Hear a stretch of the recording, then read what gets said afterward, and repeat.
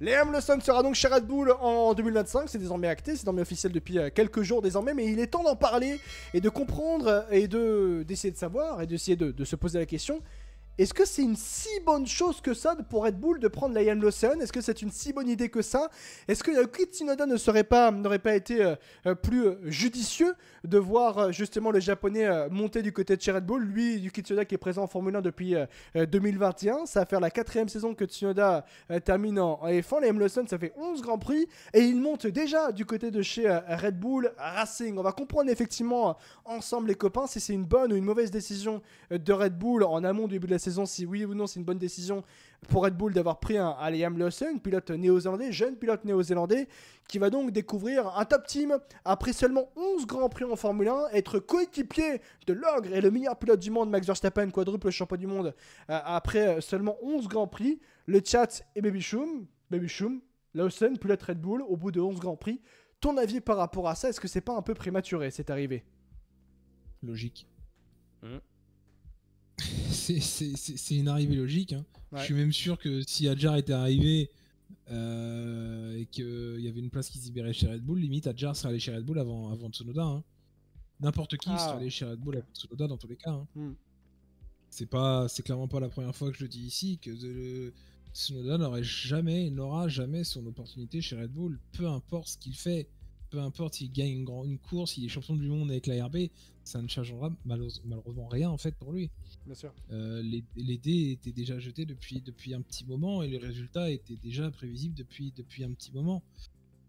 Si c'était pas Lawson, ça aurait été Ricciardo s'il avait mieux performé, mais ça n'aurait jamais été Yuki Tsunoda. Donc le fait après qu'il ait 11 Grands Prix, bah effectivement que tu as un petit peu des images du Vietnam et des flashbacks avec Gasly et Albon, ça on est tous d'accord. C'est pas parce que Lawson remplace Perez que Lawson sera meilleur que Perez sur le niveau de Verstappen. Ouais. Attention, ce qu'on recherche quand même chez Red Bull, c'est oui, un retour de performance. Donc ça implique forcément indirectement de faire de meilleurs résultats que Perez. Mais Lawson ne nous garantit rien là-dessus. Gasly avait fait de bonne impression avant de monter chez Red Bull. Albon avait fait de bonne impression avant de monter chez Red Bull.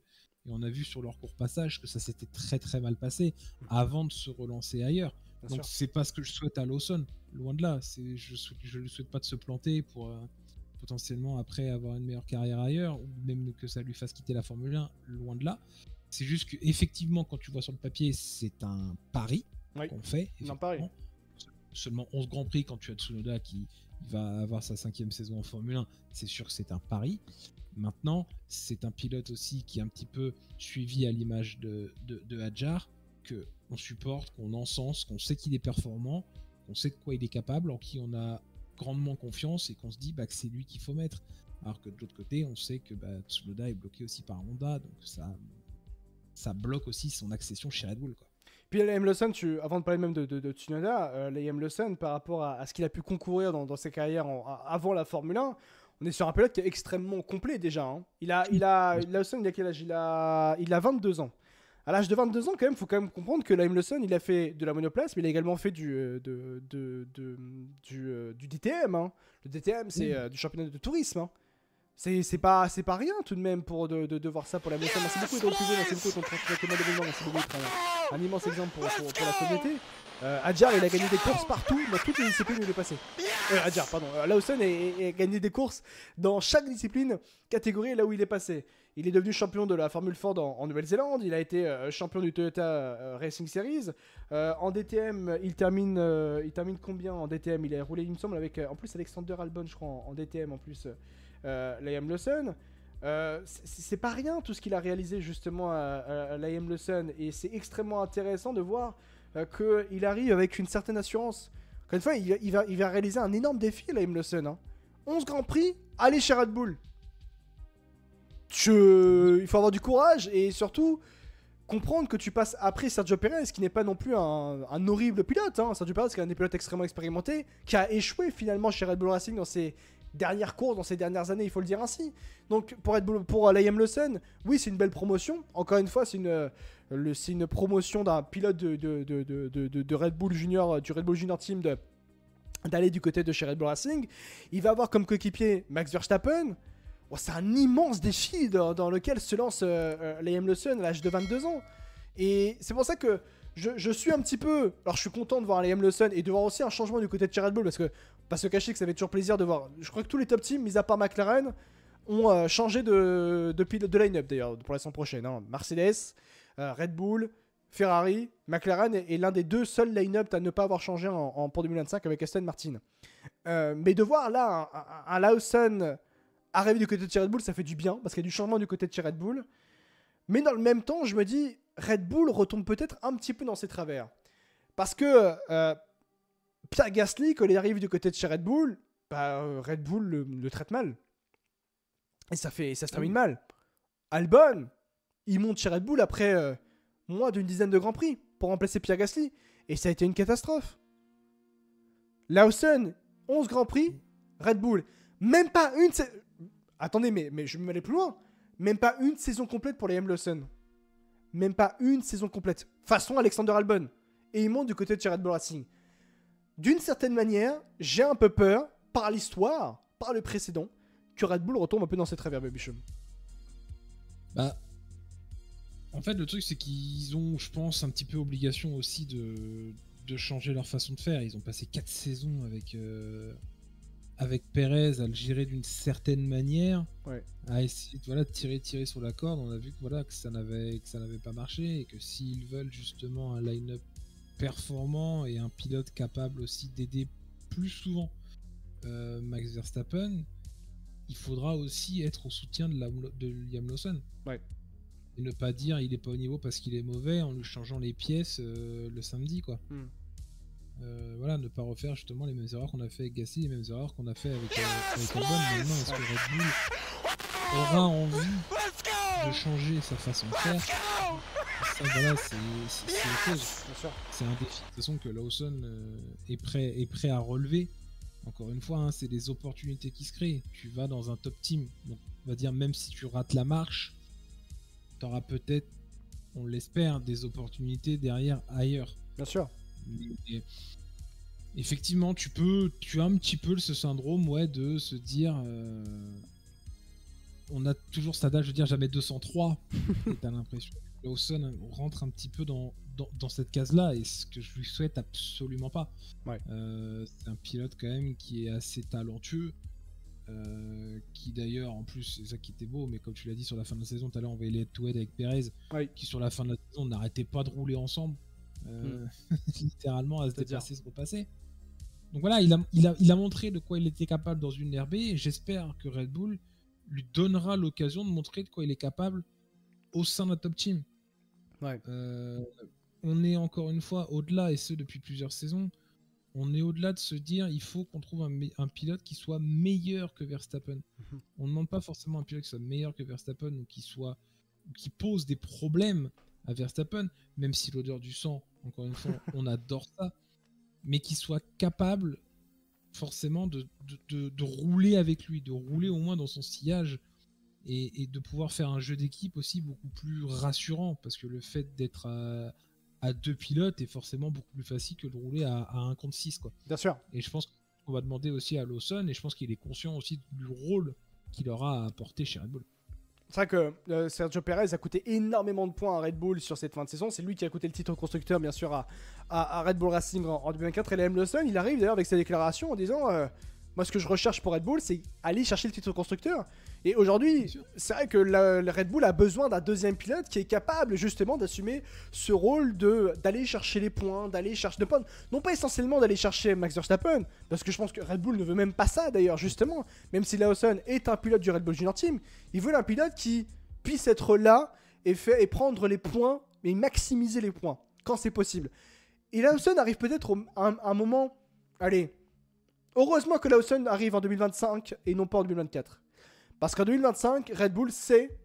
Il n'y aura plus autant de changements en interne du côté de chez Red Bull. Il y a eu le départ de Newey, il y a eu l'affaire Horner d'ailleurs au début de saison. Et que Newey a créé la voiture de 2024. Et aujourd'hui, celui qui a conçu la voiture de 2024, il est parti. C'était difficile d'améliorer une voiture dont le créateur est parti, d'une certaine manière. Ou l'un des gros créateurs est parti. Là, en 2025, il y a une direction technique qui est claire. peut-être que ce sera pas la meilleure voiture de tous les temps, peut-être que ce sera peut-être même pas la meilleure voiture, mais moi ce sera une voiture qui sera faite avec un certain corps ensemble de direction technique. Au moins on pensera ensemble et on développera la voiture ensemble. Il n'y aura plus tout le footwork qu'il y avait l'an dernier. Alors peut-être que Red Bull ne sera pas dans la meilleure disposition l'année prochaine, certainement, peut-être même d'ailleurs, au vu de ce qu'a pu dire Pierre Vacher, directeur technique de Red Bull français, qui a dit bon, nous, on s'attend pas à être au top en 2025. Oui, mais au moins, il y a une stabilité. La stabilité permet l'amélioration, forcément. Et là, aujourd'hui, avec un Liam Lawson, il arrive peut-être au meilleur des moments du côté de chez Red Bull. C'est une période un peu problématique, un peu compliquée au niveau de la performance, parce qu'au moins, ils pourront aller ensemble. Et c'est pour ça que je me dis qu'un Lawson-Verstappen, pour tenter d'aller attraper le titre roster en 2025, c'est un line-up qui est solide. Extrêmement intéressant forcément parce que Verstappen est là, c'est le meilleur pilote du monde, mais pour ce qui est de Lawson, on a quand même un pilote qui a une certaine solidité. Et même d'ailleurs la comparaison par rapport à Tsunoda se fait naturellement par rapport à tout ce qui a pu être dit justement par Christian Horner. Pour la question forcément elle se pose, c'est pourquoi avoir choisi un Liam Lawson et non un Yuki Tsunoda. Et ça forcément ça pose énormément de questions parce que selon Christian Horner, avec Liam Lawson, quand on regarde et analyse sa course, on voit que son rythme était légèrement meilleur dans les courses qu'il a faites. Son rythme en qualification était très serré avec Yuki, certes, et on peut supposer que le potentiel de Liam, qui n'a fait que 11 Grands Prix, ne fera que s'améliorer et devenir plus fort. Il a fait preuve d'une réelle résilience mentale et d'une réelle ténacité. Cette dernière phrase donc suggère que, à nouveau, que Tsunoda, bien que rapide, n'a pas la robustesse de caractère que Red Bull souhaite avoir. Est-ce que tu crois, d'une certaine manière, Christian Horner, toi, Baby Shum? Il est un peu dur quand même avec Ouais, moi je pense avec aussi. Tsunoda. Je pense qu'il ne dit pas totalement la vérité. Je pense qu'il est très dur et qu'il ne dit pas. Il cherche des excuses un peu. Non, bah ouais, il essaye un petit peu justement de justifier son choix. Après, ce qui est logique en tant que team principal. Donc forcément, tu essayes un petit peu de tourner les choses en ta faveur pour justifier le fait que tu aies pris Lawson et pas Tsunoda. Oui, c'est un petit peu compliqué. Parce que forcément, on a vu un Tsunoda arriver aussi un petit peu qui a beaucoup mûri depuis son arrivée en Formule 1 jusqu'à aujourd'hui. On a vu quand même un pilote qui a grandement évolué, et ce en fait dans tous les compartiments en fait qu'on demande à un pilote de Formule 1. Ouais. Que ce soit dans la façon de communiquer, où voilà, il s'est énormément calmé, dans sa façon de piloter, où forcément il fait moins d'erreurs, et dans les performances aussi à l'arrivée des Grands Prix, où voilà, il a quand même été beaucoup plus régulier et quand même plus rapide aussi cette saison. On sent qu'il y a quand même il est quand même monté en grade, Tsunoda, cette saison. Là où on pensait l'année dernière avec le départ de Gasly que ça aurait été compliqué pour lui, parce que en interne déjà on ne lui faisait pas forcément confiance pour que ce soit lui qui prenne le lead de cette écurie là, pour qu'au final il batte tous ses coéquipiers. Bien sûr. Finalement, depuis qu'il est seul à la tête de ce navire là, finalement, parce qu'il a pris le lead en fait par ses performances. Voilà, alors qu'à la base on aurait dû lui donner le lead pour que justement il monte encore plus en puissance. Mais non, il a fallu qu'il sorte les crocs justement pour obtenir ce lead naturel au sein de l'écurie. Et voilà, il y a eu beaucoup de changements de l'autre côté du garage, mais lui est resté solide, la tête froide. Et il les a tous battus. Depuis 2000, à l'exception de Pierre Gasly. Il faut savoir que Yuki Tsunoda a battu tous ses coéquipiers. Il a battu tous ses coéquipiers en qualification, je veux dire, attention. Tous ses qualifications en qualification, que ce soit Nick De Vries, que ce soit Daniel Ricciardo, que ce soit Liam Lawson. Il les a tous battus en rythme pur, enfin du moins en tour rapide, en séance de qualification. C'est pas rien. Enfin, surtout en qualification en plus, Baby Show. C'est pas rien de battre des gens en qualification. Après, bon, la qualif fait pas tout. C'est encore une fois ça le problème. Mais bon. C'est que tu peux être très performant sur un tour et puis le lendemain faire de la merde en course et puis foirer ta performance de la veille. Ça, là-dessus, on n'est pas souci. Il n'y a pas de souci. Maintenant, ce qu'il faut voir, là, c'est la performance globale. Moi, Tsunoda, cette saison, je dirais pas qu'il m'a impressionné, mais j'ai fait, ok, voilà, il a tout fait. Malgré le fait que... Ouais, mais malgré le fait que lui, il croyait dur comme fer à une potentielle prolongation, tout en sachant effectivement que le board de Red Bull n'allait jamais miser un centime sur lui, mais il a continué à se battre, il a jamais relâché, il s'est jamais remis en question, il a toujours été à fond en fait dans ce qu'il faisait, et ça a failli fonctionner pour lui et pour RB aussi, voilà, avec forcément ce miracle d'Alpine en fin de saison. Mais c'était aussi en grande partie grâce à lui que RB était à la lutte aussi pour cette P6-là, entre autres. Donc, voilà, il a été aussi au niveau de la performance de cette RB, qui a été un petit peu aussi en dents de scie cette saison, faut l'admettre, mais il a toujours répondu présent. Ouais. Mais ça n'a pas suffi. Ça n'a clairement pas suffi et ça ne suffira pas. Comme il l'a dit, vous pouvez me mettre n'importe qui à côté de moi, je le détruirai. Et c'est ce qu'il a fait. D'une certaine manière, c'est ce qu'il a fait aussi. Et je vais m'aller plus loin, c'est-à-dire que comment aujourd'hui Red Bull peut, même Yuki Tsunoda peut garder de la motivation. Parce qu'aujourd'hui, il sait qu'il est. Là, c'est le coup de grâce. Hein. Ce qui s'est passé pour Yuki Tsunoda, c'est le coup de grâce. Hein. C'est fini. Hein. Ouais, bah. En fait, les portes se referment, mais elles ne sont pas verrouillées encore. Ouais. On le sait, voilà, comme on l'a dit tout à l'heure, de toute façon, il y a ce partenaire fort avec Honda, et que donc, du coup, indirectement, sa future destination potentielle en Formule 1 ou ailleurs sera peut-être liée aussi aux constructeurs japonais. Ouais. Et que il n'y aura pas 36 000 solutions en 2026. Tout simplement, et qu'on sait que pour lui, c'est soit tu portes une combinaison verte, soit c'est bisous malheureusement en fait pour toi. Parce que là, il va rentrer la saison prochaine au niveau justement des Gasly et des Kvyat en termes de longévité en fait. Il a dépassé, hein. L'année prochaine, il dépassera. Pour info, l'année prochaine, Tsunoda, ce sera sa 5e saison avec la 2e écurie Red Bull, AlphaTauri et donc désormais Visa Cash-App RB, et que 5e saison, il dépasse donc en termes de longévité. Et bien Pierre Gasly et Daniel Kvyat qui ont tous deux disputé 4 saisons dans la formation italienne, pour vous dire. Voilà, c'est quand même pas mal. On est passé, voilà, comme je disais, d'un pilote en fait où on se disait au bout d'un an, enfin 2 saisons, bon bah merci Coco d'être passé, salut, à quelqu'un aussi, voilà, qui a su beaucoup travailler sur lui. Et c'est ça qui est un petit peu dommage aussi, c'est que Red Bull aussi a énormément compté sur lui, l'a énormément aussi accompagné, l'a forcé à déménager à Faenza, voilà, l'a énormément aussi structuré là-dessus et énormément canalisé, pour qu'au final on ne lui donne jamais sa chance. C'est dommage. Il a dit justement, Christian Horner, dans ses déclarations, sa motivation était de démontrer qu'il méritait cette opportunité. L'équipe Racing Bull fera, je l'espère, un pas en avant l'année prochaine en utilisant la suspension arrière de Red Bull et la boîte de vitesse, ainsi que les aspects qu'elle est autorisée à utiliser. Je pense qu'il est toujours déterminé, il sait que les choses changent très vite, il n'a pas tort sur ça, Christian Horner, pour être honnête. Qui aurait cru il y a 9 mois que nous serions assis ici en train de parler de Liam Lawson comme le nouveau pilote de Red Bull en 2025. Les choses changent rapidement dans ce secteur, il en est conscient. Il sait qu'il doit être celui qui démontre et qu'il est celui qui frappe à la porte justement Yuki Tsunoda, en rajoutant aussi que Christian Horner, dans cette même interview, a confirmé que Red Bull pensait à laisser sortir Yuki Tsunoda de l'univers Red Bull. Nous sommes parfaitement conscients que si nous ne sommes pas en mesure d'offrir une opportunité à Yuki Tsunoda, en toute honnêteté, dès cette année 2025, cela a-t-il du sens de le garder ? On ne peut pas avoir un pilote dans l'écurie sœur pendant 5 ans. On ne peut pas toujours être la demoiselle d'honneur. Il faut les laisser partir, soit envisager quelque chose de différent. Concède justement Christian Horner. Et la problématique de tout ça, c'est que quelles vont être les opportunités finalement de Tsunoda au sortir de 2025. Et même, j'ai envie de dire, Bichum, 2025 peut d'ores et déjà être la dernière saison en Formule 1 de Yuki Tsunoda. Peut être potentiellement une parenthèse aussi dans sa carrière en Formule 1. Ouais. Comme j'ai dit, de toute façon, il n'y a qu'une écurie potentiellement où il pourrait rebondir, ça serait Aston Martin. Et on sait pertinemment qu'entre un pilote en CDI et un papy qui veut rien lâcher avant de connaître justement cette nouvelle réglementation 2026, et forcément la nouvelle usine, et forcément New Way, donc on se dit que peut-être que 2026 sera l'année d'Aston Martin. Bien sûr. Crois-moi bien que si Aston performe, il n'y a aucune raison qu'Alonso et Stroll bougent pour les 2027-2028. Bien sûr. Ouais. Donc ça voudrait dire que oui, Tsunoda aurait des portes fermées.